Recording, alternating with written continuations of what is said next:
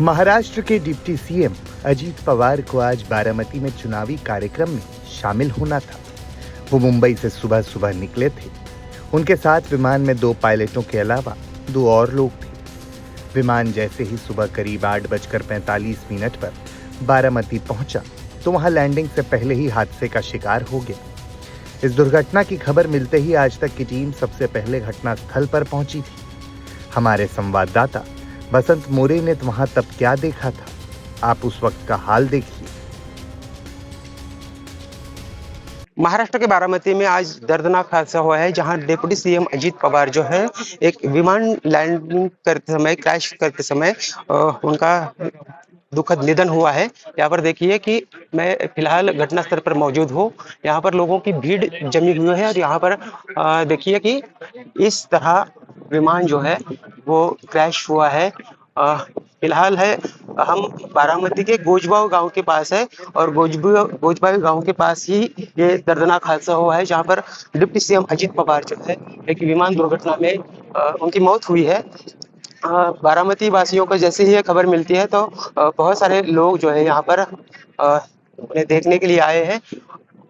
फिलहाल इस घटना में 6 लोगों की मौत होने की खबर मिल रही है और ये सुबह 9:15 बजे की घटना है। 9:15 बजे अजीत पवार जो है बारामती पहुंचे थे और बारामती में आज उनके जिला परिषद चुनाव के लिए 4 सभाएं आयोजित की गई थी, जिसके लिए अजीत पवार जो है पुणे बंबई से बारामती के लिए रवाना हुए थे। बारामती पहुंचते ही विमानतल के पास धावपट्टी के पास ये दुर्घटना हुई है। यहाँ पर देखिए कि इतना बड़ा हादसा हुआ है, जहाँ पर ये विमान जो है मलबे में तब्दील हुआ है और फिलहाल बारामती वासियों के लिए बहुत बड़ा सदमा है, क्योंकि अजीत पवार बारामती के बहुत ही चहेता नेता थे और इस दुर्घटना में उनकी मौत हुई है।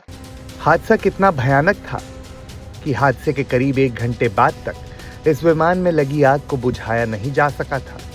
जब तक दमकल विभाग के लोग आग बुझाने पहुंचे तब तक वहां सिर्फ मलबा और राख नजर आ रहा था।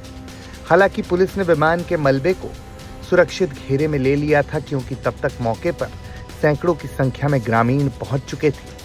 जब भी विमान हादसा हुआ तो कई ग्रामीण वहां आसपास मौजूद थे। उनमें से घटनास्थल पर मौजूद लोगों ने बताया कि कैसे उन्होंने इस हादसे को अपनी आंखों से देखा। ये हमने देखा कि एयरप्लेन जब नीचे आया था ऐसा लग रहा था उसका क्रैश हो जाएगा ऐसा हम सोच रहे थे, तभी क्रैश हो गया। हम देखे कि हमें लगा नहीं क्रैश हो गया है, लेकिन एयर ट्रैप पे उतरेगा ऐसा लगा, उतर रहा है, लेकिन क्रैप हुआ और उसके बाद स्फोट हो गया उसका ज़बरदस्त।